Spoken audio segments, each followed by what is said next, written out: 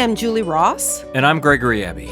And you're listening to the Parenting Horizons podcast. Julie is a longtime parent educator and counselor. And Greg is an actor, writer, and director, and more importantly, a parent just like you. Through conversations covering a range of different topics, challenges, and roadblocks, we hope to give you a few of Julie's tools that might just help make parenting a little bit easier. Look, nobody's perfect, and parenting is challenging, to say the least. With a few skills under our belts, though, we might just be able to be good enough parents and enjoy the journey and our children a little bit more in the process. Okay, are you ready? I'm ready. Are you ready? I think I'm ready. Okay, cool. We're up to episode 11. Yeah. And today we're going to be talking about family meeting. Yes. Which, so we did family meeting for several years. So I have 3 kids, and we had very mixed results with it, which we can talk about in this episode. I'd love to. And I can't even remember, is this something that would have gotten introduced to my wife and I in the parenting group or in your initial classes we took with you? Yes. It's something that I generally introduce in the initial classes. The origin of the idea kind of came through a lot of my reading and educational background. This idea of getting together as a family, kind of on a regular basis, but separate from other family activities. And the more I thought about it, Greg, the more it made sense to me because, and as we talk a little bit about the why of family meetings, right, like and what it is. And what it is and what the effects are, why bother unless there's some sort of positive long-term effects. But as I began to think about it, I thought,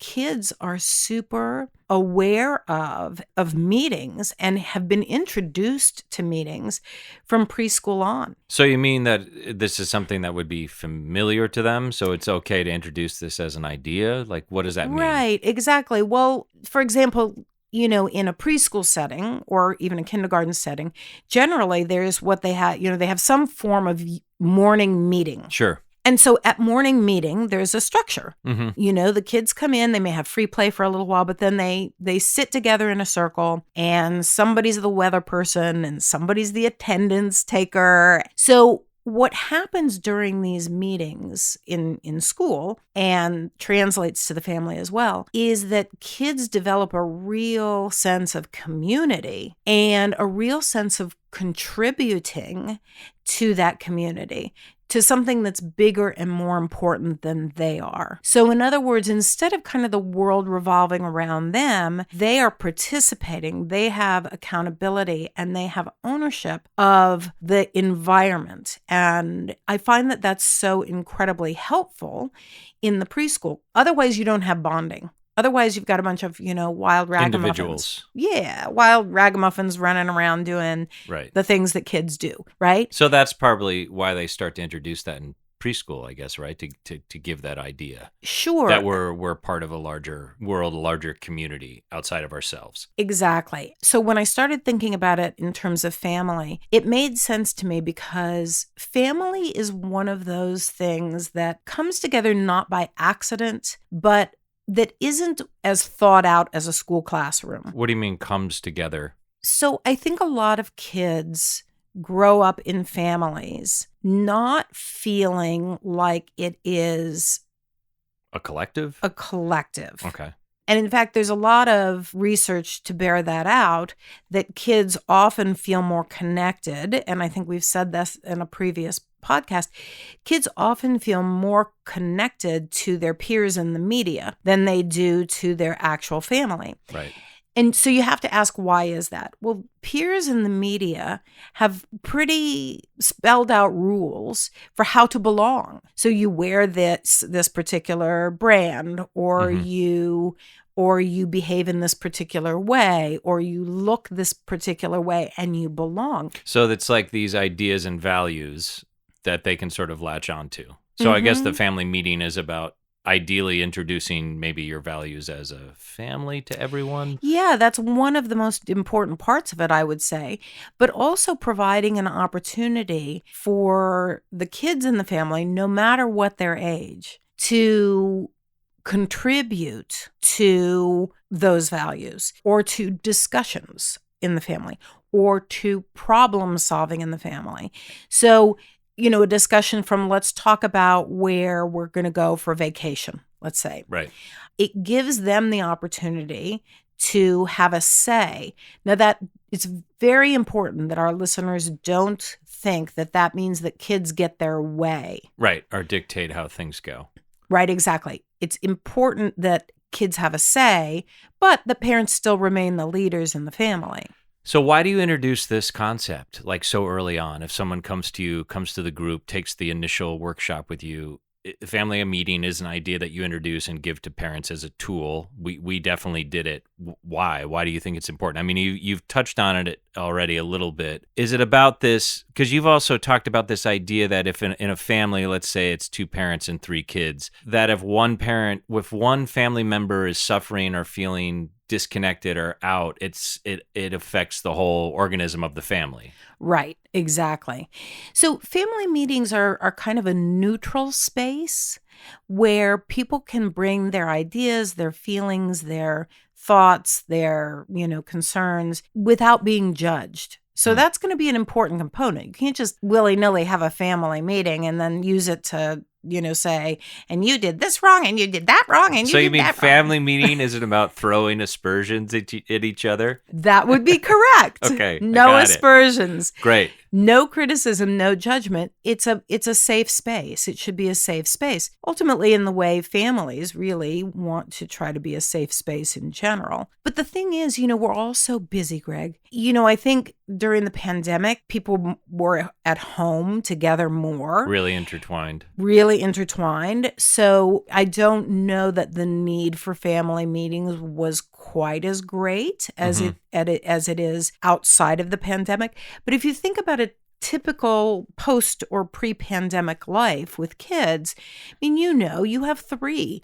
One's running off to this, one's running off to that, one's running off to this. You're taking this one there.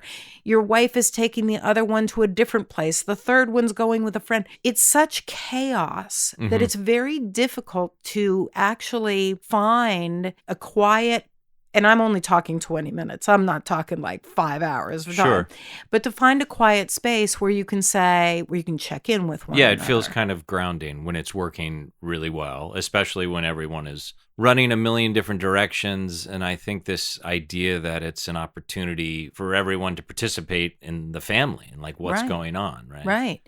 And also, if you think about it, when people are running in 12 different directions, there is a sense of belonging to whatever they're running to, The clubs or the teams or right, friends. Right, exactly. So I belong to the soccer team. I have a sense of belonging there because I contribute.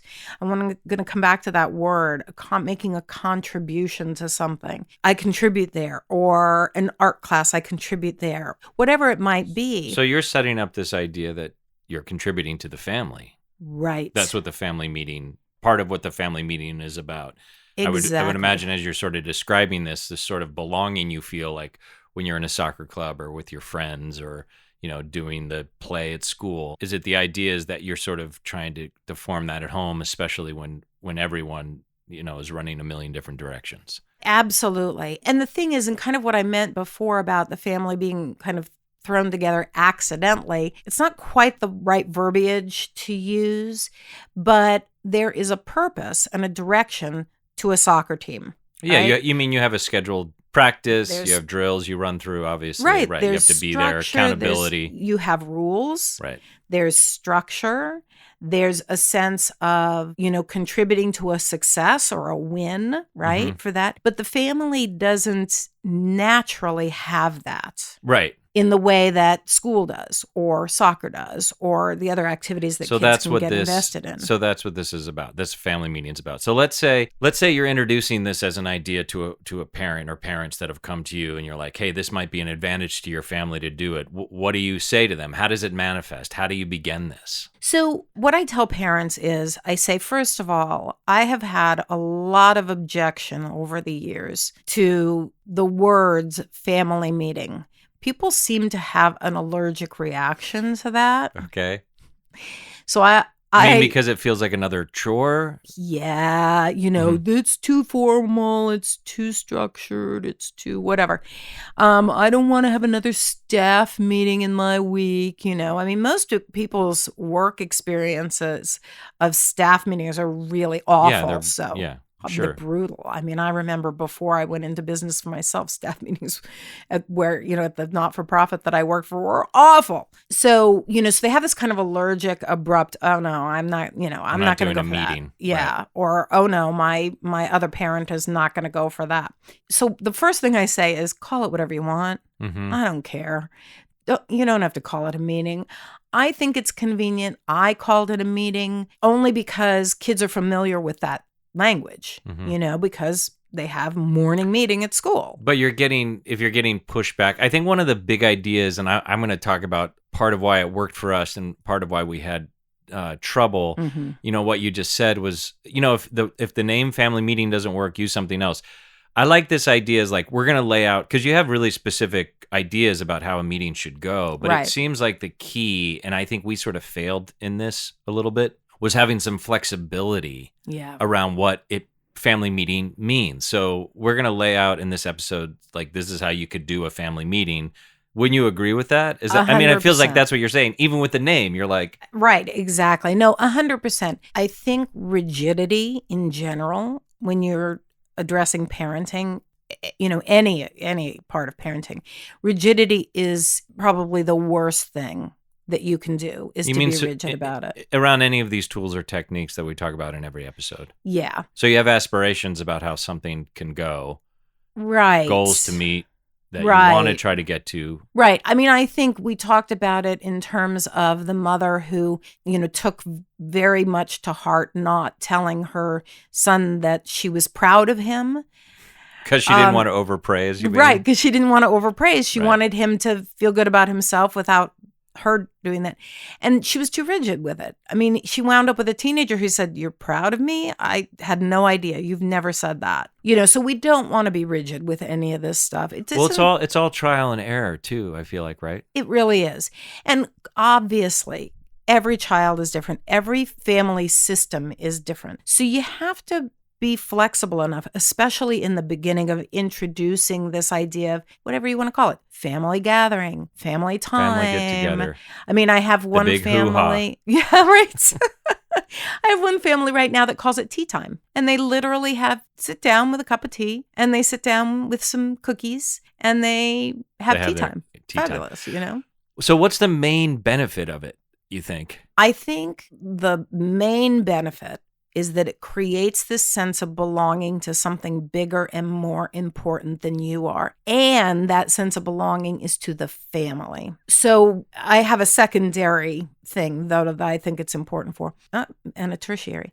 Ron Taffel said that by the age of 6, that children often feel more allegiance to second family, meaning their peers and the media, than they do to first family. Our goal as parents should be that they come to us for knowledge about our values or values in general. But if we don't create at least the same strength of that belonging, that sense of belonging in the family, they'll go elsewhere. Yeah. So it's setting up this framework. We all need to feel that we belong to something. I mean, if you think about it in your own life, what are the things to which you belong? I belong to church. I belong to pottery. I belong, obviously, my family, but I don't know that is obvious to so many kids, that they have that sense of belonging. And I feel, Greg, like it's gotten even worse in recent years. When families are together, even not during a formal setting like a family meeting, which we will continue to call it, even though our listeners can call it anything they want. How do you get a sense of belonging if everybody's on their own device? Well, I'm sure that's a huge struggle with everyone right now. Exactly. We definitely had we have a no device policy anyway in a lot of ways, but when we were doing family meeting, we certainly had a no device policy. Exactly. So it seems like this is now a collective, like you talked about with these other teams and everything else. It's a way to feel a belonging to the family as part of why you do family meeting. It's also part of everyone having an opportunity to have their own voice, right, and express their needs within the family. Right, exactly. It's also it's a great place to problem solve when a problem comes up in the family that hasn't been solved by one of the other myriad techniques that you can use. Well, also, you're on the run all the time, so it feels like a specific place and time to really address things, as opposed to like, it's not that things don't get addressed, but in the chaos of your family. I mean, I know ours it still is, but at the height when things are so chaotic and everyone's running different places, you might touch on things, but not always in a kind of grounded, present way, I guess. Absolutely. And especially now with devices. So kids like to do drive-bys, right? Hey, Dad, can I go out to lunch with Sam? Sure, because you're on your device, right? There's no... It's like, and then you wait, what did I just agree to? So family meetings provide an opportunity to say, let's bring that up at family meeting so that we can be focused on it and thoughtful about it, so that I neither give you a yes off the bat or a no. Well, especially if it's sort of a big question or idea. I mean, I was rereading your book last night, How to Hug a Porcupine, because you do a chapter on family meeting. One of the examples you brought up in there was the daughter wanted her bedtime to be later. Right. Which seemed like it's a big idea. It's a big thing. Like, you can't really do that in a drive-by. Like, hey, Mom, can I stay up later? Dad, can I stay up later? Right. So it's like might be an example, right, that you would say in family meeting. That might be something that could get addressed because now you're all seated and it's sort of thoughtful and the child wants to sort of express their needs and you want to have a conversation about it. Right, exactly. Ultimately, kids can come to the point of realizing that family meetings are really beneficial to them. Yeah, they can be, because if they feel like they have a voice. So maybe we should get into the specifics of it and then we can expand on it. So you introduced this idea, whatever you decide to call it. We're going to call it family meeting throughout this podcast. So you introduced this idea to the family. One of the things you said in the chapter is you feel like it's really important if you can. And again, I guess you can have some flexibility around this, but you're doing it once a week? Yeah. So I suggest that families choose once a week, same day, same time. Because if you do it ad hoc, like randomly, we have time today, it's a Tuesday, let's do happen. it. A, it's never going to happen because there's always going to be something, quote unquote, more important coming up. But B, it doesn't have the same kind of structure that lends itself to feeling like this is an entity. A thing, right. Right. If it's too casual, it's not going to have any weight or meaning to it. Exactly. And there's too many ways then for people to say, oh, I can't today because I'm going over to Susie's. Or, oh, I can't today because I have to work late. Or, oh, I can't today. One of the components is that there is a structure to it, just like morning meeting in preschool, just like soccer practice, right? You know what day of the week it is. You go there, go to a specific location, you take that time. So we need to be thoughtful in terms of the family having that same type of structure. Otherwise it doesn't work. Yeah, it'll fall apart. Yeah. I mean, just like any of these other things you're talking about, whether it's morning meeting at school or practices, like you need to set some expectations around it and some formality to it, at least, even if you have some flexibility within that. So there is some expectations. Exactly. Okay, so you say pick one time a week, and you generally, I guess it depends on the size of the family, but you're saying 20 minutes, 20 to 30 minutes. 20 okay. to 30 minutes. Right. There's nothing worse than, a bunch of fidgety adults. The reality is many times kids really like family meetings because they realize that they're going to get the later bedtime if they talk intelligently about it, or they're going to get something out of it. At least that potential is there. But, the adults get fidgety. It's like, oh, I have to look at my phone because something's coming in with work. Right. So you want to make sure that it's a short enough time that people don't start to lose their minds. And Correct. It's harder now because you can feel it. I have it, but I see it in kids. It's shorter attention span, I think, because of all the social media stuff, I think, and being online and all exactly. that. So you have the expectation that it's going to be 20 minutes. So you figure out a time, you sit down, you have the family there. How do you begin? What's a way to begin it? Well, I recommend you can do it any way you want. I want to, reinforce that again with the idea that call it whatever you want, do it whatever way you Yeah, but want. you did have some I good. do. Yeah, you have some good things that we followed that worked, and I think is compliments the first thing you start with. Yeah. So I like to have bookends on the meeting. So something pleasant starts it and something pleasant ends it. Mm-hmm. That way, if it is being used for problem solving, the problem solving can get a little gnarly, and you want to come in with a good feeling and you want to leave with a good feeling. Basically, this idea that the family is actually a nice place to be. So I do recommend that you start with compliments. I recommend that everybody compliment everybody and they compliment themselves. Wow. I will say I think we evolved, and this was one way I think we were good in terms of being flexible, because there were 5 of us. We ended up drawing names. Yeah. And we ended up doing one compliment. So, and we tried to mix it up so you got a different person each week, because I think we tried to do so that again, this isn't you can be flexible. Like maybe it works great and the kids are fine to give everyone a compliment. Because the other thing was, the way we were doing it was that we got them to be conscious about giving a thoughtful compliment. So it might not be like, mom's a good cook, and then you were done. Like, we really encouraged them to like, hey, really think about this. Yes. So anyway, compliments is a way to start, which I think is great. We like that. I like that part of it, and I think the kids did too, because they liked getting compliments, but it was also a way to impart a value around being thoughtful about someone else and thinking outside of yourself and taking a moment to really think. So that's what we would say is like, don't just say mom's a good cook. Take a minute. Like, how do you feel about mom? Oh, absolutely. And the other thing too is that over the years of having done this, what I've found is that, everybody likes a compliment, especially if it's genuine and sincere and specific. And those are the qualities that people should follow.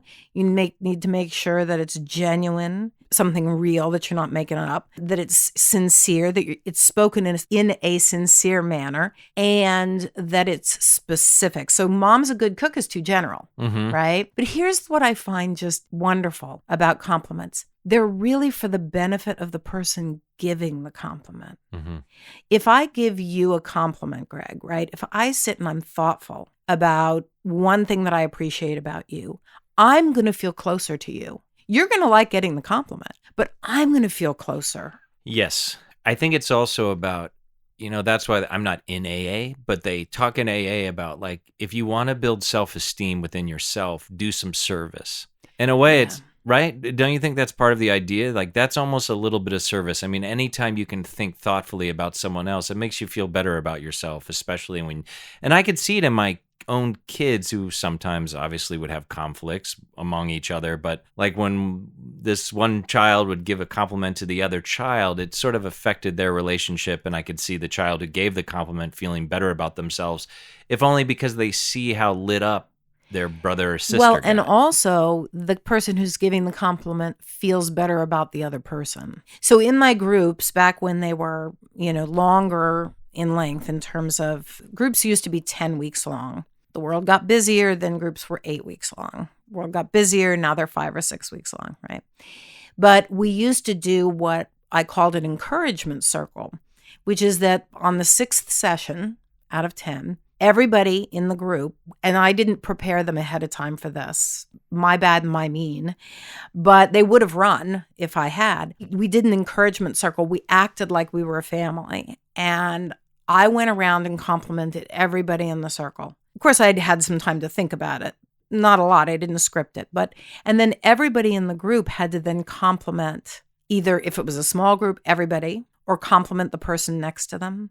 And what did you see happen? I saw an incredible transformation in terms of the closeness of the group. Well, everyone wants to be acknowledged in that way. Everybody wants to be acknowledged, but what they wound up saying when we processed it afterwards was, wow, I thought I didn't know anything about Jane. And then, I knew I had to say something. And then I realized, that Jane has been very honest about, the sharing or whatever it is, the sharing that she's done with the group. Right. And when I gave her that compliment, I feel so close to her now. Yes, it makes a conscious connection to your inner life if you really take a moment to really think about it. Yeah. So that's great. So again, like we just talked a lot about compliments. That can be something that can go really quickly. I think it's great if you could get a child to give a compliment to everyone and themselves.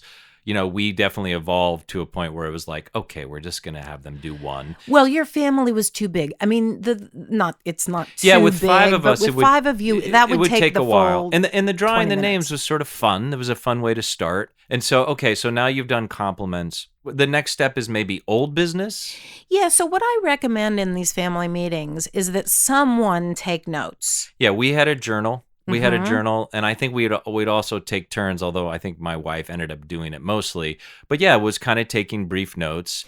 Right, because in part, Greg, because sometimes you're going to make a decision as a family that is going to be misremembered, let's say, in the Mhm. week.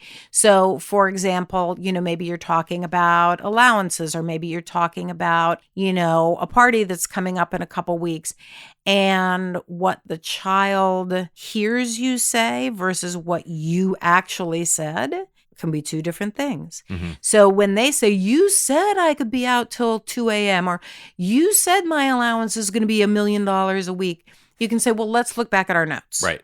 The other important component of note taking is that when we're speaking, as a public speaker myself and as a workshop giver, when I'm speaking, if I see somebody taking notes, I feel taken more seriously. Because you feel like they're really hearing you, you Of mean? course. Yeah, Sure. right. As opposed to, they're staring off into space or whatever.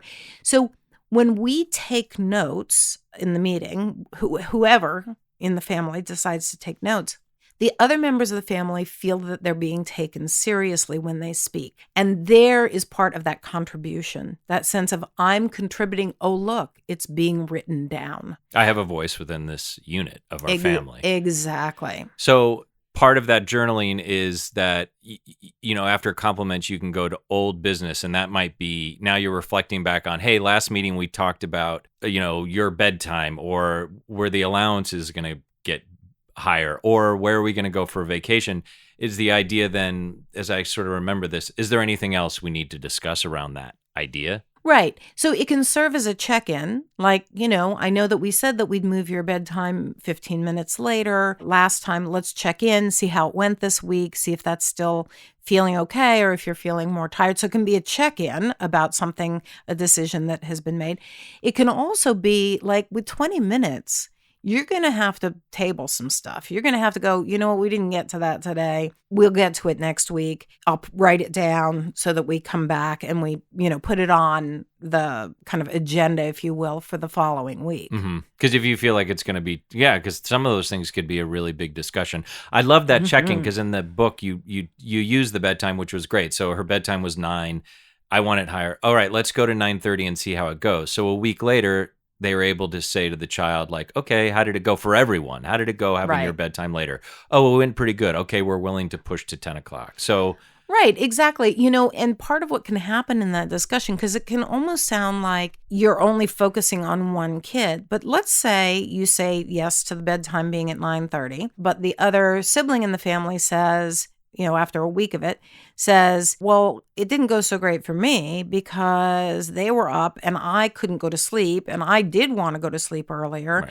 And so then you say, okay, well, let's brainstorm about that. Let's figure out how to make it work the best that it can for everybody. So it's not just a one-on-one reflection with the kid, because otherwise you'd basically be having just subcommittee meetings as opposed to a family meeting. But everybody in the family should have the opportunity to say what their feelings are about a certain thing or what their opinions are about a certain thing, and not be shot down and be listened to in a serious manner. Yeah, so that's old business. And the next step would be new business, right? Then if there's Right. Okay, so we've now gone over anything that was sort of remaining from the last meeting. Now, is there any new business that people have? And I just want to throw this out there too, because I remember we had a lot of issues with crosstalk. Oh, yeah. And people talking over and sometimes getting heated. And so I forget if we had a timer or maybe we had like a rock or a stuffed doll or something like, okay, this person has the floor, because it got out of hand for us? Is that something you've talked Yeah, about or recommended? that's a really good point. Crosstalk is usually the death of a family meeting. So I recommend something like that, a rock or a doll. It's kind of taken from the Native American tradition of a talking stick, so that there's a particular object, in that case a stick, that gets passed from one person to the other. Okay, I'm finished talking, now they have the talking stick, now they have the floor. You might also need a timer, because otherwise someone can just hold on to that doll or the rock or whatever and sit on it and go, I'm not giving this up. I'm going to have the floor for the entire 20 minutes. Yeah, I think we might have had a timer. And that's another thing in 12-step programs. A lot of times they have a timer, so everyone gets their equal, has a chance to speak and someone doesn't dominate the meeting. Yeah, I think it's really important, because in family meetings, in families, you're going to have one person generally who's kind of the talker. Mm-hmm. And they could just take up the whole time. And then the whole thing is working against itself. Yeah, because the idea is that everyone has an opportunity to participate obviously in a family meeting. And correct. Has a chance to have their voice heard, right? Exactly. So compliments, I love that, because you're saying it's a nice, easy, kind of thoughtful, pleasant, kind of fun way in. Mm-hmm. Then review whatever, was left over from the previous week or needs to be checked in on. Then you can bring up anything that comes up for each individual that's new for that week. So, and there's a huge variety of ways to do that. So some of the most successful things that I've seen have been that each of the people is given either an individual notebook, or there's a central notebook with a different color pen for each individual, so that during the week, things that they think of that they want to be discussed at family meeting can be written down. Mm-hmm. Because otherwise they'll forget it. Sometimes there can be a central list, where mom or dad writes it down, especially if you've got young kids, because I do recommend that you start this at very young ages so that kids get a sense that this is just part of what we do. Mm-hmm. I think it's harder to introduce when you've got a tween or a teen, because they're like so cynical already. Well, yeah, that's when we started to run into some problems. But you're saying this can start early, which I think is great, because the idea, and we've talked about this idea before, it's a way to start imparting your values as a family, and and also setting up this collective based on what you said at the beginning, so they'll have their secondary family, which is their friends or their soccer team, but it's great if you can start to establish that, they also have a family that they can rely on, that they'll also be heard if they have an issue. Right, exactly. Yeah, and I think one of the most fun parts, potentially, of, shall we call it, new business, things that come up during the week. One of the most fun things that I think, certainly for our family and for a lot of different families that I've worked with over the years, is the idea of, if nobody has anything really specific that they need to talk about, that you can use that time to build what Stephen Covey calls a blueprint for the family. And what he means by that is that if you think about a building going up, and so you go and ask the foreman of the building who's in charge, what are you building? What's it going to be? And if he said, I don't know. And you said, well, wait, where's the blueprint? And he said, I don't have a blueprint.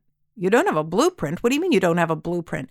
No, because I have the best workers. They're the most skilled artisans available, right? Best workers. I've got the best tools available, and I've got the best materials available. When it's done, we'll know what it is. You would be like, that doesn't make any sense. You've got to have a blueprint for all these people to follow. Yes, this is insane, right? This idea. This is there's no insane. plan. Okay. There's no plan. How do you not have a plan?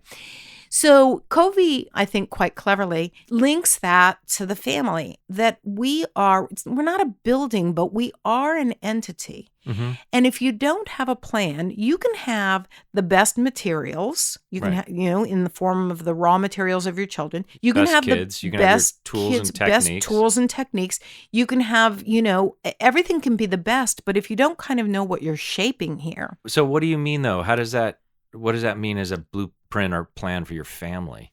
So the blueprint which we're just calling it for the sake of Naming it something. The blueprint is made up of your values, your shared values as a family. And the way we get to those shared values, the articulation of those shared values, is by asking in the family meeting open-ended questions that are values-based. So, for example, what is the purpose of this family?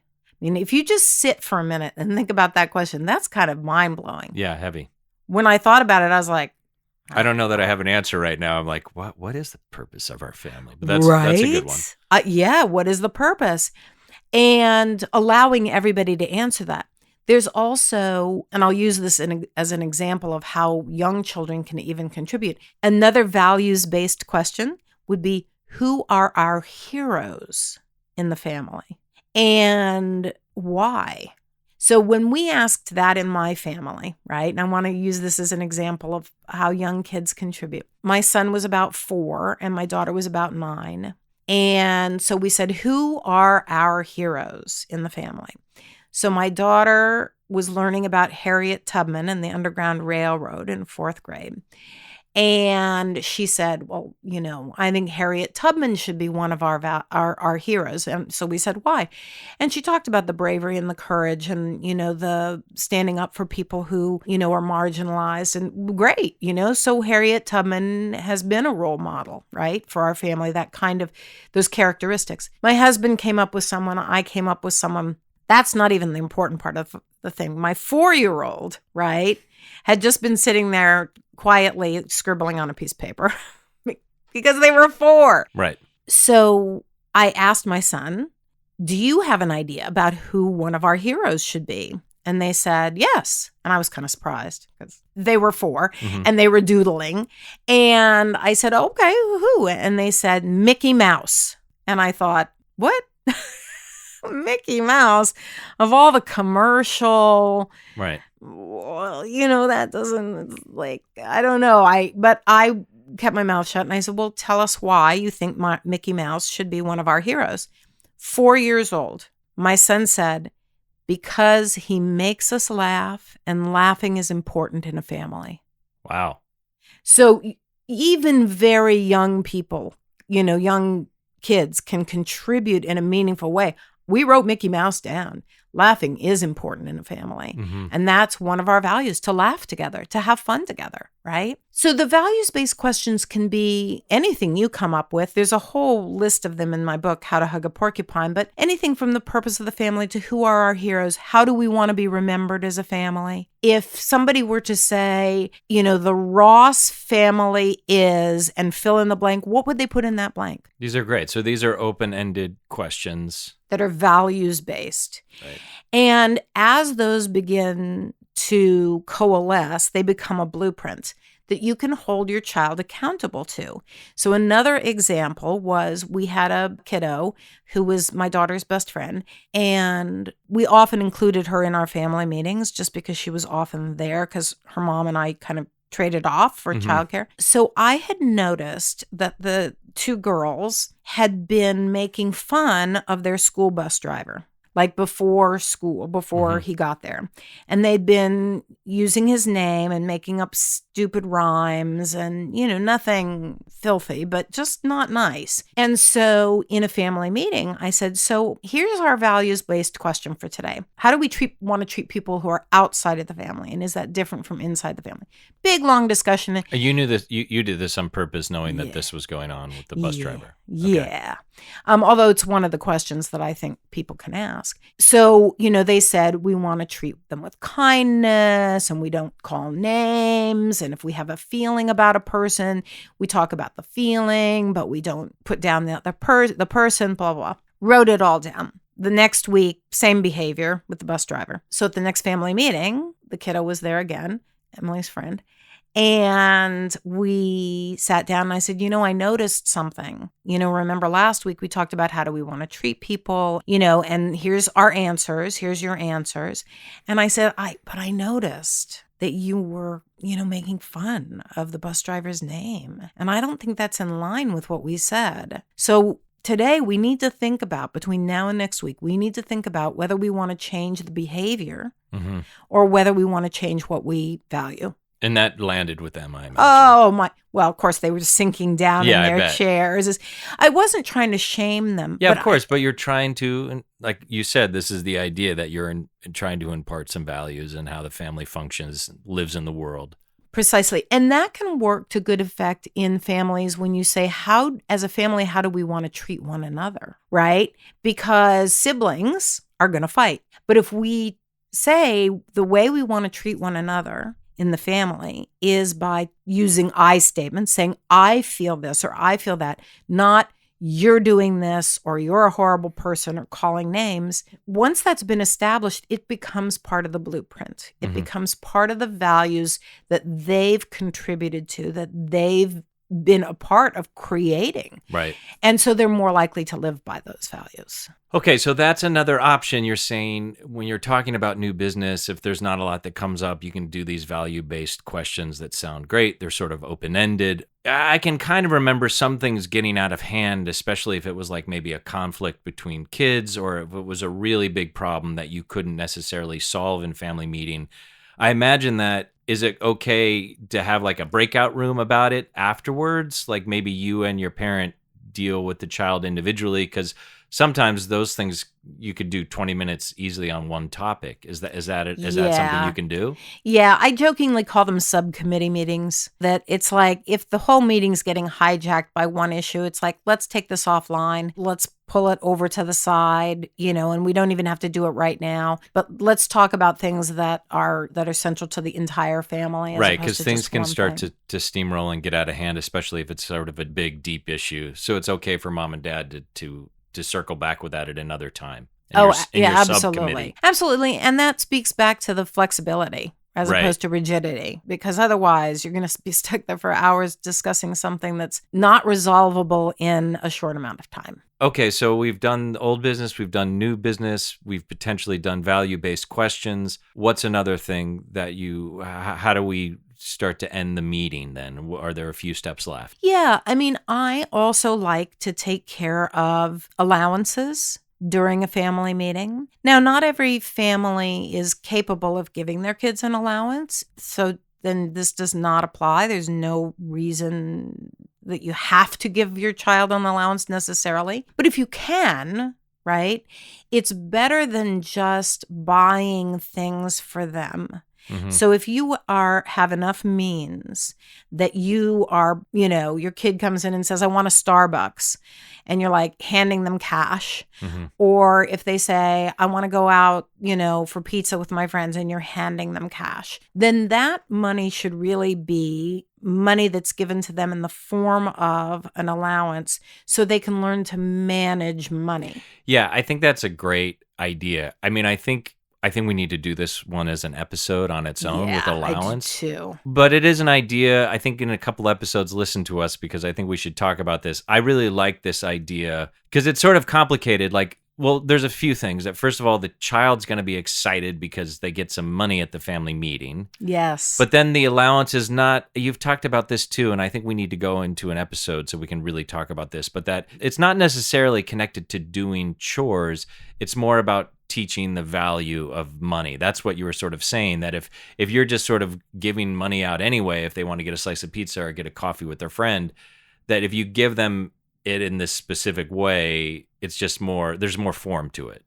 Right, exactly. Well, and it teaches them about spending, saving, budgeting, all of that stuff in a safe way. Because if they blow their entire allowance on pizza, soda, and candy on a Monday, but they're not getting their allowance again until Sunday, that teaches something, and it's very different from running up tens of thousands of dollars on their first credit card when they go to college. Right. And again, it's already, now you're starting to establish this value around money and what money means, and they can start thinking about it. So great. I think we need to do a whole episode on allowance, because we could talk about that for a while. But that's an option. I remember my kids were always very excited about that part, and one of the enticing reasons they came to family meeting. Well, let me just interrupt you just to speak to that for a moment, to say that nobody should be forced to attend a family meeting.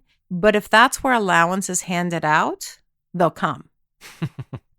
And it's not like even a manipulative thing. It's just like if you have to pick up a paycheck at work, you're going to show up to work to pick up the paycheck, right? The other thing I do want to say before, because we should go into a whole episode about this, but I also want to just say this idea of not linking it to chores is pretty important, because some people will say, well, but it's more like the real world where they, you do a job and you get paid to do the job.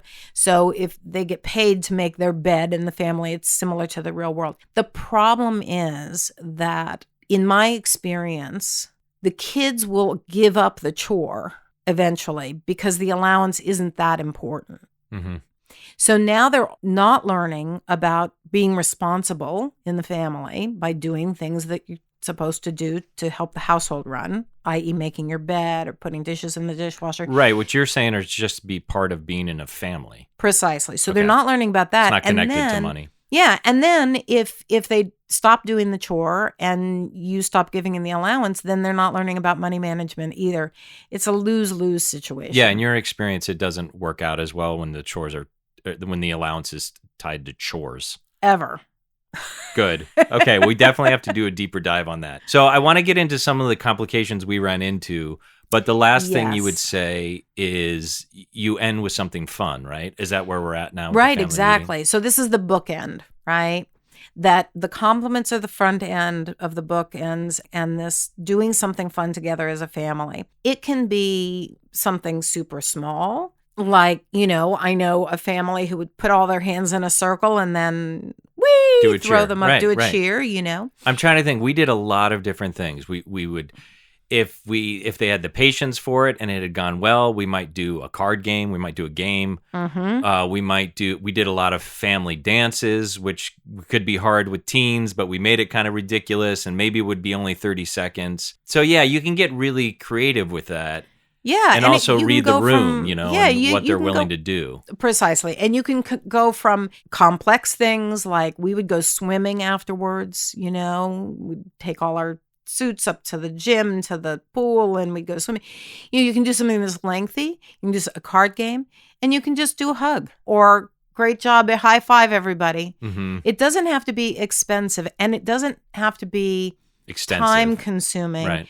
And it can be different every single week. Right, which will mix it up. And I think also we maybe even took turns with letting the kid pick, like, what are we doing this week? So everyone had a piece in it. So just to recap, same time every week, at least shoot for that. You're talking 20, maybe 30 minutes. Mm-hmm. You're starting with compliments. Mm-hmm. You're doing old business to recap anything you needed to do. Right. You're doing new business. Maybe if there's not a lot of new business, you're doing a values-based thing that just opens up a conversation. You're doing allowance if you guys do that. Mm-hmm. And then you're doing something fun to end it. Correct. And again, it seems like the main thing of it is like, okay, we're making this because it feels like a family because you're in a family, but this is like a specific stopping and doing consciously thinking about your family that everyone feels like, oh, I have a part in this because I'm going to have an opportunity to express my needs, something I'm frustrated with. You're going to be there as a family and teach the value of and that person's going to be heard. Even if you don't agree with it, even if you think it's absurd, this is a time for everyone to feel like they are a part of this functioning organism, right? Right. And the other thing, too, is that what it communicates to the kids is that my parents value our family so much that they're willing to put everything else aside for 20 minutes once a week to sit down as a family. And that's critical.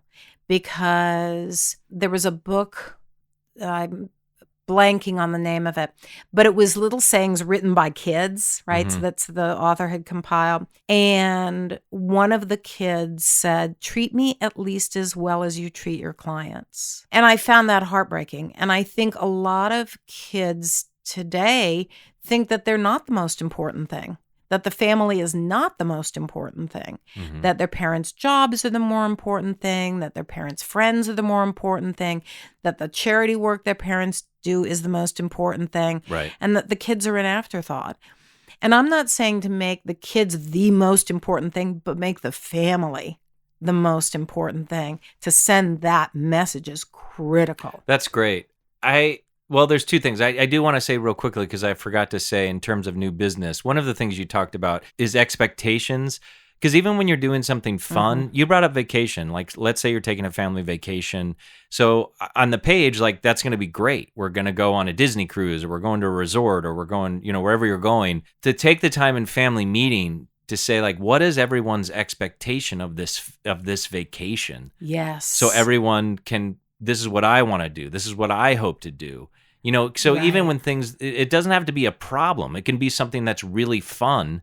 Yes. You're doing as a family, ideally, even though vacations can sometimes not be fun because of whatever stress and tensions, but you can sort of eliminate that. I really like that. We did that a lot, like, because it's going to be fun, but what do you want to do? Well, you know what? My daughter might say, I don't want to go visit with everyone. I want to sit on the beach and read my book. Yeah. And it doesn't mean that you necessarily do that, but it gives everyone an opportunity to express their needs, right? Sure. And, and in a case like that, it opens it up so you can say, okay, how can we figure it out so that you have as much time as possible doing that? Right. And we can go visit Aunt Susie and Uncle John and Grandma. And then it's a discussion and a compromise, and they get to feel like heard, and you do too. Like, okay, well, you can't sit on the beach every day, and there's some things where you have to do. How do we figure out how to do that? Yeah. And similarly, Greg, you can use family meetings as a debrief after you've already gone on that too. vacation. How did that go for everyone? How'd that go for everybody?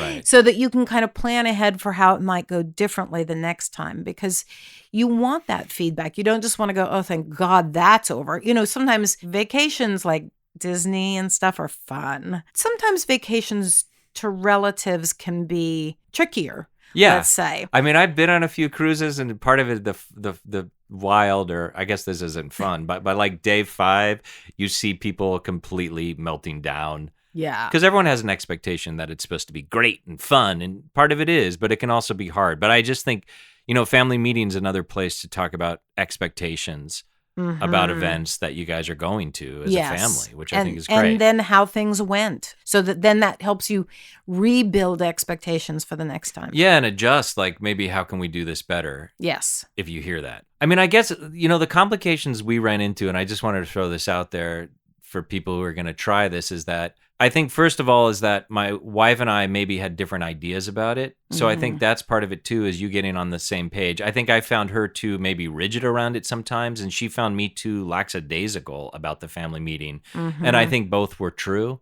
and it became problematic. I mean, the other thing we really struggle with is one of our children just blew up the meeting every time. Yeah. And it was really hard. I wish I must not have read your book, because I was kind of looking it over again last night, and you wrote, if one child doesn't want to do it, they don't have to go. And I just was like, I think we kept holding on to this idea, like, it wasn't every meeting, but it was a lot of meetings. This child would derail the family meeting and make it kind of a nightmare. And I think we felt like, no, this is family meeting. They have to be there. They have to be there. And now, reading that last night, I was like, and I think we did get to a part eventually where, like, just go, because you're demolishing this. Right. And I guess that's your idea of the flexibility around it, right?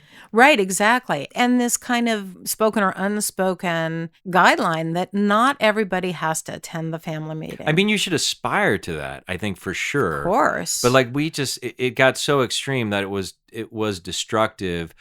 And I think the other thing, when I talked about what I felt was maybe rigid, is that we had this list of things that we had to do every meeting, that you're saying that I think it's to have those things to aspire to, but that you don't necessarily have to hit every one depending on the mood of the room for that meeting. Exactly.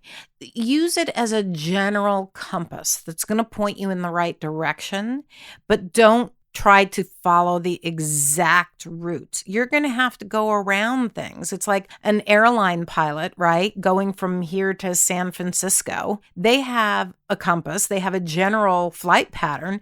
But if they encounter bad weather, they're going to go around. Adjust. They're going to go around, or they may have to land the plane or whatever. But they're not going to be so rigid that they're going to go, oh, well, too bad that weather's in the way and we might all die, but we'll just We're go gonna plow on through it. Right, exactly. So if there's one thing we could end with, is that in terms of family meeting and to keep in mind, or I don't know, a couple of things, but one of them is not being rigid around the idea of to have expectations. We've laid out a specific track that you have had success with, and we did too. Like, we had this structure, but is that one of the most important things about this? What would you end with, like, for family meeting, for parents to think about? I feel like it's more important to have family meeting than to not have family meeting. Even if it's imperfect. Even if it is completely imperfect. Even if all you do is compliments. Even if all you do is play a game together. Even if all you do is have time to go over what the week's schedule is. It's just that time that you set aside that is going to communicate to your children that the family is more important than each individual component of that family. Thanks for listening to the Parenting Horizons podcast. If you enjoyed today's episode, please share with your family and friends. And if you'd like to hear more about Julie's work, join one of her parenting groups, or see about individual counseling, please visit parentinghorizons.com. Or you can email Julie at julie.ross@parentinghorizons.com. See you next time.